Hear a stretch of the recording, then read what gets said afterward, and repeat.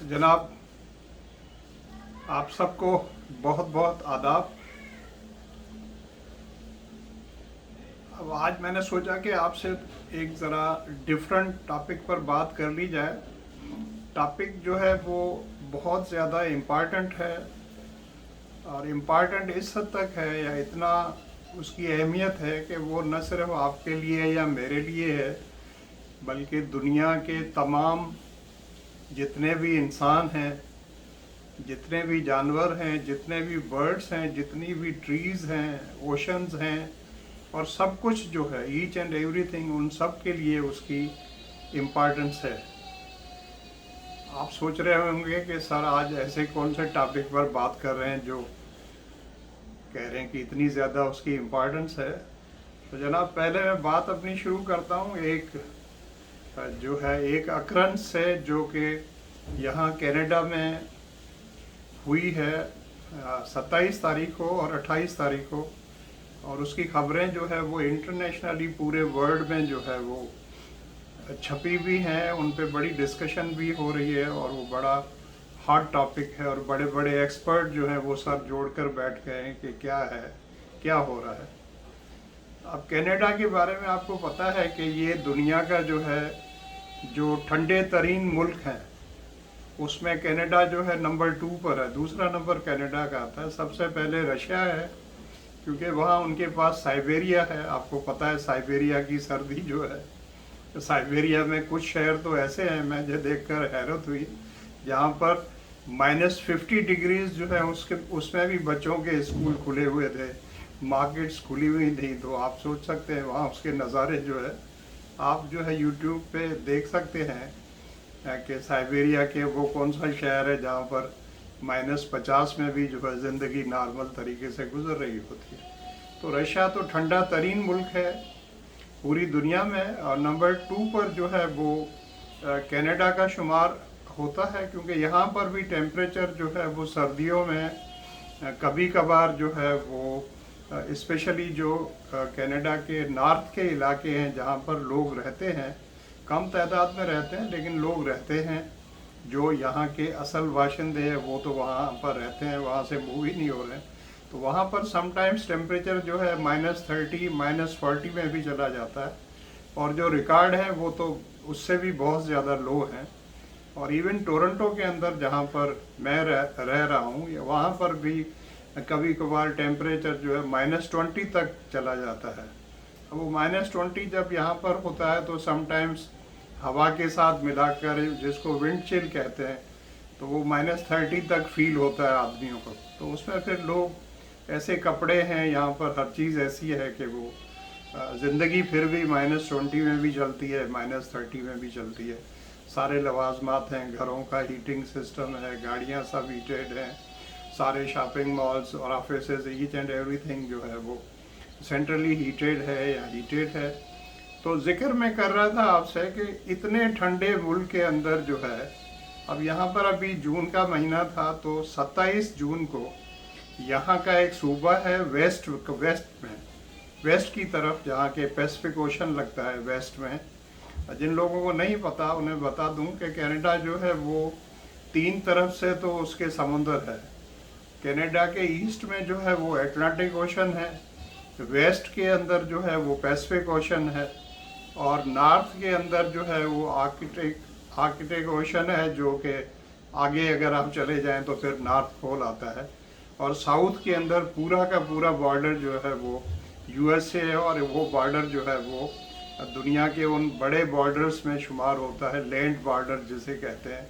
ज़मीनें चले जाएं तो हज़ारों किलोमीटर है, मेरा ख्याल 4000 किलोमीटर से तो ज़्यादा है। तो बात हो रही थी ब्रिटिश कोलंबिया का एक गांव है, छोटा सा टाउन जिसे कहते हैं यहाँ पर। वहाँ पर 27 तारीख को गर्मी का दर्जाए हरारत जो है वो 46.6 तक गया, 46.6। अब ये वो टेम्परेचर जो है वो जो कि हैदराबाद या कराची या पाकिस्तान के भी किसी शहर में हो तो वहाँ पर भी लोग जो तिलमिला उठते हैं। तो यहाँ के लोग जो आपको पता है माइनस में रहने के आदी हैं, या 15 डिग्री टेम्परेचर तक या 20 तक एंजॉय कर लेते हैं, ज़्यादा से ज़्यादा सनी डे है, सन बाथ ले लिया, बीचेस पे चले गए, तो उनके लिए तो 46.6 अनइमेजिनेबल था। ये और बात है कि पहले ही सब लोगों को वार्निंग बता दी गई थी। यहाँ पर तो वेदर फोरकास्ट जो है 10 डेज तक का होता है, समटाइम्स उससे आगे भी जो है कर देते हैं, बताते रहते हैं, साथ साथ वार्निंग्स होती हैं, रेडियो टीवी सब। वेदर के बारे में तो हर वक्त लोग यहाँ पर बड़े कॉन्शियस रहते हैं। लेकिन अब उसमें हुआ ये कि ब्रिटिश कोलंबिया एक ऐसा सूबा है जहाँ पर वो बता रहे हैं कि 60% लोग तो ऐसे इलाकों में रहते हैं कि जहाँ वो एयर कंडीशनिंग का उनके पास तो तस्वर ही नहीं है। मतलब मौसम इतना अच्छा रहता है इवन समर के अंदर भी। तो 60% लोगों के घरों में ना ऑफिस में कहीं एसी ही नहीं लगा हुआ। तो वो एकदम जैसे होता है रश हो गई एसी खरीदने पे और कूलिंग और वगैरह पे। लेकिन उसके बावजूद भी एक दिन के अंदर जो रिपोर्ट आई है कल कि 27 तारीख को जब टेम्परेचर 46.6 था तो तकरीबन 65 के लगभग लोग या 60 के लगभग लोग अचानक, जिसको यहाँ पर सडन डेथ कहते हैं, सडन डेथ उनकी हो गई। पुलिस ने ये रिपोर्ट किया क्योंकि पुलिस को कॉल करनी पड़ती है, यहाँ हॉस्पिटल में डेड बॉडी को ले जाना पड़ता है और वहाँ से बाकायदे उसको सर्टिफाई किया जाता है और सर्टिफिकेट लेना पड़ता है। ऐसे नहीं हो सकता कि किसी की डेथ कहीं पर हो जाए और हम कहें ठीक है हो गई हो गया, जैसे हमारे होता है। यहाँ पर प्रॉपर जो है उसका सारा प्रोसीजर फॉलो करता है, you have to call the police और सारा रिकॉर्ड पे आता है। तो फिर दूसरे दिन क्या हुआ, दूसरे दिन तो उससे भी ज़्यादा कमाल हो गया कि वो जो रिकॉर्ड बना था 46.6 का, दूसरे दिन वो रिकॉर्ड भी टूट गया और वो दूसरे दिन शायद 48.9 तक चला गया। अब 48.9 जो है तकरीबन उससे भी बहुत ज़्यादा आगे चला गया, मतलब समझें कि 2 डिग्री से भी ज़्यादा।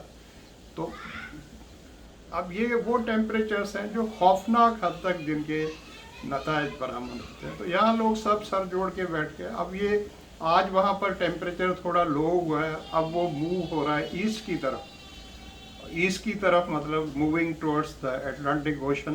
तो दूसरे सूबे जो हैं अब उससे मुतासिर होंगे, कितने मुतासिर होते हैं उनके बारे में प्रेडिक्शंस की जाती हैं। तो ये सारी बातें आपको बताने का मकसद ये था कि इतना सब कुछ, ये सारा जो है ना, ये कोई लोकल वेदर नहीं है यहाँ का, ये कनाडा का मौसम ही नहीं है। तो इसका मतलब है ये जो इंटरनेशनली जो ग्लोबल वेदर है, जिसको अनफॉर्चुनेटली अभी तक कुछ मुल्क ऐसे हैं या कुछ लोग ऐसे हैं जो समझते हैं कि नहीं ये ऐसे ही लोगों ने फैलाया हुआ है और ये गलत है और ये ड्रामा है और ये सब कुछ। तो ऐसा नहीं है। अब समझदार लोग जो है, मेजॉरिटी लोगों की वो तो समझती है ग्लोबल जो है वार्मिंग क्या है। तो मेरा पैगाम सिर्फ आप सब लोगों को ये था कि एज ए ह्यूमन बीइंग, एक अच्छे इंसान के तौर पर, गवर्नमेंट्स तो अपने तौर पर सब कुछ जो है गवर्नमेंट्स तो कर रही हैं, कैनेडियन गवर्नमेंट अपने तौर पर कर रही हैं। आपको पता है कनाडा में तो जो है वो जो दरख्त हैं या फॉरेस्ट है उनकी तादाद 4 अरब से भी ज़्यादा है। It is more than 4 billion, अगर मैं गलत नहीं हूँ तो। उससे ज़्यादा दरख्त जो है वो दुनिया में मेरा ख्याल है रशिया में लगे हुए हैं। नंबर 1 पे शायद रशिया है और फिर कनाडा है, उसके बाद ब्राज़ील है या यूएसए है, इस तरह की है, एक दूसरे के आगे पीछे है। लेकिन कनाडा नंबर 2 है पूरे दुनिया में, ट्रीज़ इतनी लगी हुई हैं। और भी लगाते हैं कुछ। यहाँ के फॉरेस्ट तो ऐसे हैं जो कि वर्जिन फॉरेस्ट हैं, जिनको अभी तक किसी ने टच भी नहीं किया गया और जिनकी लंबाई और चौड़ाई जो है वो सैकड़ों किलोमीटर्स में है। तो एज अ ह्यूमन बीइंग हम सब क्या कर सकते हैं, कंट्रीब्यूट क्या कर सकते हैं भाई? जितने घर में फ़र्द हैं हमारे, तो हम एक सदक़े के तौर पर जितने अफराद हैं उनके नाम पर एक एक दरख्त ही लगा लें। इससे बड़ा क्या आप जो है कर सकते हैं कि आपके घर में जितने बच्चे हों आपके, या आप खुद कितने, जैसे 4 अफराद कोई फैमिली है तो आप 4 ट्रीज़ कहीं पर लगा लें, उनको लुक आफ्टर कर लें। ऐसी जगह पर लगा लें जहाँ पर लुक आफ्टर हो सके। किसी को कुछ पेमेंट कर दें जो उन दरख्तों को देखते रहें, आप भी देखते जाएं, उनको देखने जाएं और देखकर आपको खुशी होगी कि आपने ये 4 दरख्त खुद लगाए। अच्छा 4 नहीं तो भाई 2 ही लगा लो, 2 नहीं तो 1 ही लगा लो। उसके अलावा हम क्या करते हैं, गवर्नमेंट तो अपने तौर पर जो कुछ भी कर रही है, जैसे कह रहे हैं कि हमने बिलियन ट्रीज लगा लिए हैं, आप कह रहे हैं ट्रिलियंस लगानी है। अच्छा भाई लगा लो, अच्छी बात है, लेकिन सारी अगर नॉर्दर्न एरियाज़ में ही लगती रहेंगी, चलो पाकिस्तान के लिए तो अच्छा है, दुनिया के लिए भी अच्छा है, लेकिन और दूसरे भी तो सूबे हैं, वहाँ पर भी तो लगनी चाहिए ना। वही ट्रीज़ जो है हर सूबे के अंदर लगनी चाहिए, ताकि हर जगह पर वेदर का कुछ न कुछ तो उसका इफ़ेक्ट होगा। और हम क्या कर सकते हैं, पानी का इस्तेमाल हम कम कर सकते हैं। पानी का इस्तेमाल आपने देखा होगा, हमारे यहाँ पानी इस तरह इस्तेमाल होता है। अब फ्यूचर में कह रहे हैं कि यूनाइटेड नेशंस और सब ने कहा है कि फ्यूचर में जंगें जो है वो पानी पर हुआ करेंगी। तो पानी को हम कितना बेदर्दी से इस्तेमाल करते हैं। किसी भैंस को अगर नहला रहे हैं तो पता चला पाइप को खोल के छोड़ा, भैंस खड़ी हुई है, चलो भैंस तो एंजॉय करे, लेकिन आप ये तो सोचें कि आप पानी जो है उसको कितना, चले भाई कोई बाल्टी या 2 बाल्टी 3 बाल्टी 4 बाल्टी डाल दें, वो पता चला फ्री में पानी आ रहा है, डालते जाएं, भैंस भी खुश, आप भी खुश हो रहे हैं, एंजॉय हो रहे हैं, सवाब मिलेगा सवाब। कार को धो रहे हैं तो कार के ऊपर पता चला जो है वो 100 लीटर पानी ज़ाया कर दिया। नहीं, कार को तो चमकाएंगे अच्छी तरह, नीचे से ऊपर से, वहाँ से फुहारा, उधर से। खुद नहाने जाएंगे तो पता चला 1 घंटा जो है शावर के नीचे खड़े हैं, पता नहीं। चलो भाई 1 घंटा क्यों भाई, आप नहाना चाहें तो 10 मिनट या 15 मिनट में भी तो नहा सकते हैं। रोज़ाना नहा लिया करें, गर्मी है सुबह शाम नहा लिया करें, लेकिन इतना ज़्यादा शावर के नीचे खड़े, ये भी तो सोचें, यही पानी अगर मीटर लगा हुआ हो, कदर करें। मतलब ये जो ब्लेसिंग्स हैं उनकी कदर करनी चाहिए, पानी की कदर करनी चाहिए, बिजली की कदर करनी चाहिए, गैस की कदर करनी चाहिए, क्योंकि ये सारी चीज़ें अल्टीमेटली जो है वो कंट्रीब्यूट करती हैं ग्लोबल वार्मिंग की तरफ। कार हम इस तरह इस्तेमाल करते हैं, गाड़ियाँ, अच्छा ज़रूरत है या नहीं, मोटरसाइकिल निकाली, अच्छा कहाँ जा रहे हैं, लाइफ एंजॉय करने जा रहे हैं, अच्छा भाई दौड़े लगाओ, उधर से दौड़ लगाई, उधर से दौड़ लगाई, उधर से दौड़ लगाई, तो थोड़ा टाइम घर वालों को भी दे दिया करें भाई। मैं ये नहीं बता रहा कि कोई आप अपनी लाइफ जो है उसको जो ऐसे ही कर दें, अपन लाइफ को ही लेकर बैठ जाएं और बिल्कुल साधु हो जाए, नहीं, अपनी लाइफ ज़रूर आप एंजॉय करें, लेकिन एज ए ह्यूमन बीइंग, एक अच्छे इंसान के तौर पर अगर आप कुछ कंट्रीब्यूट कर सकते हैं ग्लोबल वार्मिंग के सिलसिले में, तो हम सबको ज़रूर करना चाहिए।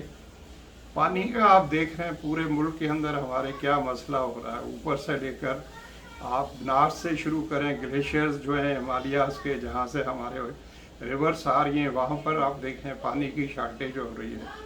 उसके बाद हमारे पड़ोसी जो है वो ऊपर से जो है वो पानी पर अपने डैम्स बना रहा है, कोई क्या हो रहा है, तो वो पानी हमारा रोक रहे हैं।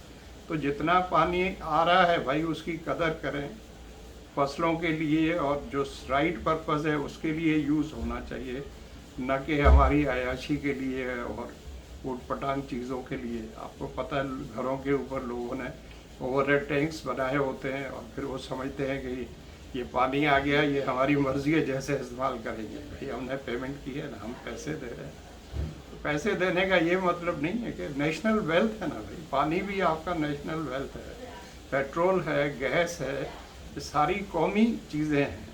कोई ये नहीं कर सकता कि ये मेरी है, मेरी मर्जी है, मैं जैसे करूँ।